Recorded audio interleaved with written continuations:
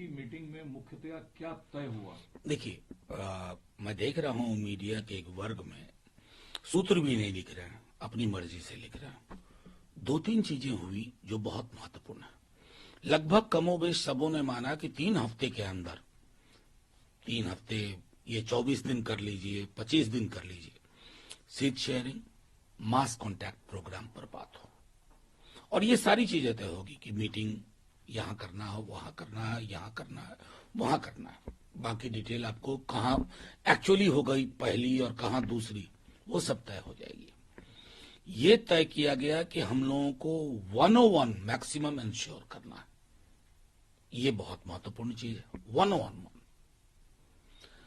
तीसरी चीज ये तय किया गया, जो खास तौर पर तेजस्वी जी ने भी एम्फेसाइज किया, कि हमें मोदी जी मुद्दा विहीन राजनीति करते हैं।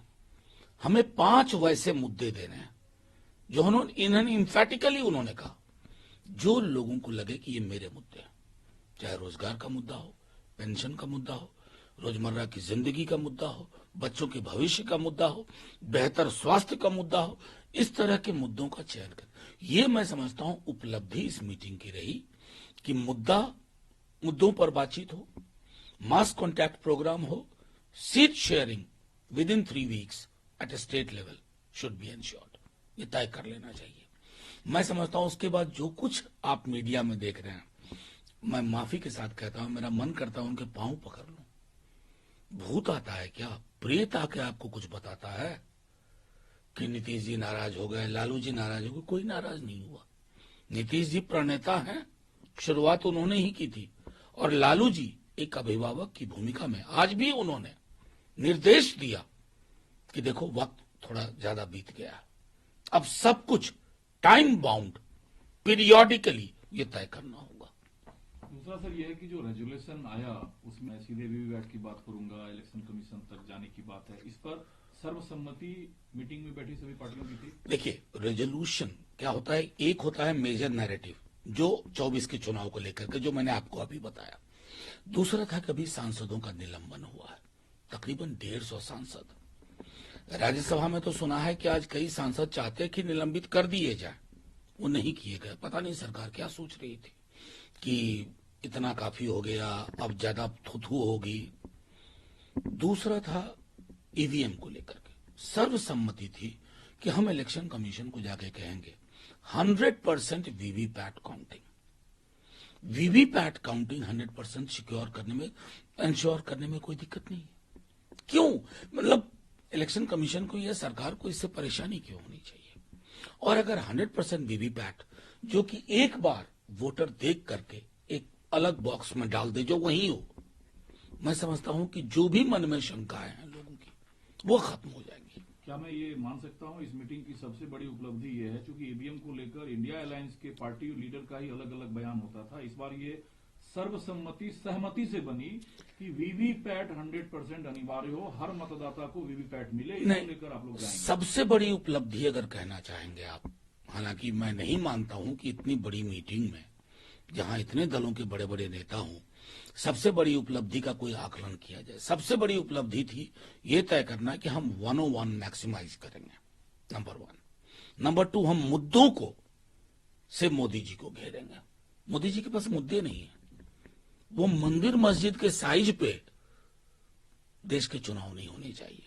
तीसरी चीज कि इलेक्शन के लिए सबसे बड़ा इंस्ट्रूमेंट है ईवीएम, उसमें वीवीपैट काउंटिंग की मांग करना सर्वसम्मति से, मैं समझता हूं ये उतना ही महत्वपूर्ण है जितने बाकी मुद्दे। सर्वसम्मति था ना, कंसेंसस? बिल्कुल बिल्कुल सर्वसम्मति। ठीक है।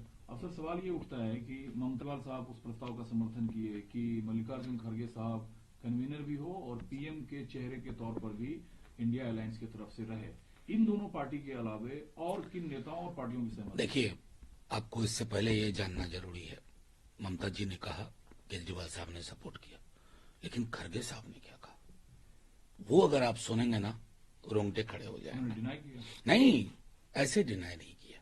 अपनी जीवन गाथा बताइए, अपनी जीवन गाथा, अपना संघर्ष बताया।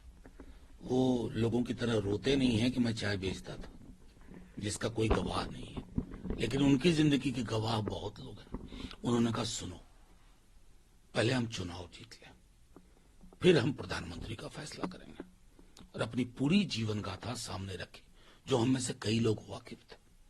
ये होता है एक व्यक्ति का स्टेचर, जिसका उन्होंने आज परिचय दिया, और उसके बाद सब लोगों ने कुछ बचा नहीं था बोलने के लिए, खड़गे जी की बात मानी। लेकिन अक्सर चेहरे के मसले पर भाजपा आप लोगों को घेरती है। कम से कम चेहरे की बात तो हुई। ये तो और उदारवादी बात है कि जिनकी बात हुई वो इनकार करते हैं, कहते हैं नहीं, जीतेंगे फिर बनेंगे। नहीं, चेहरे की बात बीजेपी जब करती है ना, तो मुझे लगता है कि लोकतंत्र को खत्म करने के लिए वो कुछ भी कर सकती है।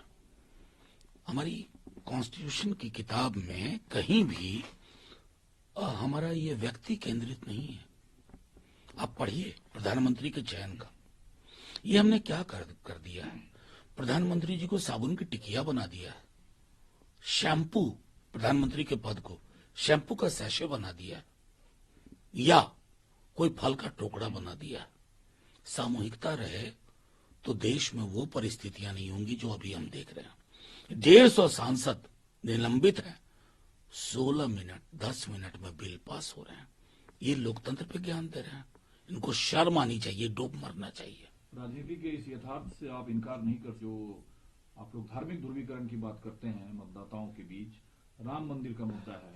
लालू जी ने इस मुद्दे को मीटिंग में उठाया कि राम मंदिर का जो मुद्दा है या जो धार्मिक ध्रुवीकरण का मुद्दा है, इस पर भी इंडिया अलायंस के लोग साथी मिलकर हम तय करेंगे कि कैसे भाजपा को काउंटर करना है। ये आपको किसने कहा? ये बातें आ रही है पब्लिक। गलत। लालू जी ने ऐसा कुछ नहीं कहा। लालू जी की पॉलिटिक्स से जो भी वाकिफ है, उन्होंने कहा मिलके रहो, विलंब हो गया, 101 इंश्योर करिए, सीट शेयरिंग करिए, एक दूसरे के खिलाफ बयान मत दीजिए। ये मुद्दे थे। ये किसने? तो काउंटर तो करेंगे आप? नहीं, काउंटर नहीं। देखिए, हम तो सिर्फ ये, जब ये राम मंदिर की बात करेंगे ना, हमको इनको मर्यादा पुरुषोत्तम की तस्वीर दिखाएंगे, गांधी के राम की बात करेंगे, ये वहीं पिट जाएंगे। मेरे राम, मेरे अंदर के राम पॉलिटिकल इंस्ट्रूमेंट नहीं है। हम अपने भगवान को राजनीतिक उपकरण नहीं बनने देंगे। और आपको एश्योर करते हैं कि हमारी जो राम कथा होगी ना, वो गांधी वाली होगी, जिसमें गोडसे के लिए कोई जगह नहीं है। लेकिन जो बात लालू जी ने कहा कि हम लोग अलग अलग तरीके का बयान ना दें, बयान जब आता है तमिलनाडु से मुख्यमंत्री के बेटे साहब ने, उससे राजनीतिक तौर पर नुकसान देखने को मिलता है, तो उस लीकेज को तो बंद करना नहीं, वो सब उन तमाम चीजों पे बात हुई है, आज ये तय हुआ है। लेकिन जिस संदर्भ में उन्होंने कहा था, उन्होंने कास्ट हिरार्की की बात की थी, ऊंच नीच की बात की थी, जातिगत उत्पीड़न की बात की थी। इसको क्यों बीजेपी के लोग दबा रहे हैं? उनको हर विश्वविद्यालय में रोहित वेमुला चाहिए क्या, जो पंखे से लटक के जान दे दे? ये होती है व्यवस्था। हम इस व्यवस्था को एक्सपोज करेंगे। बिहार अग्रणी राज्य है। खबर ये भी आ रही है कि रैली महात्मा गांधी से जुड़ा जो तारीख है 30 तारीख, वो हिंदुस्तान के एक लोगों के जहन में है। उस दिन पटना के गांधी मैदान में इंडिया अलायंस की पहली रैली। नहीं, महात्मा गांधी की ही जिंदगी से नहीं है, वो आरएसएस की जिंदगी से भी जुड़ा हुआ है। क्योंकि गांधी की हत्या जिसने की थी ना, उसका किस संगठन से संबंध था? बहुत क्लोज, इंटीमेट।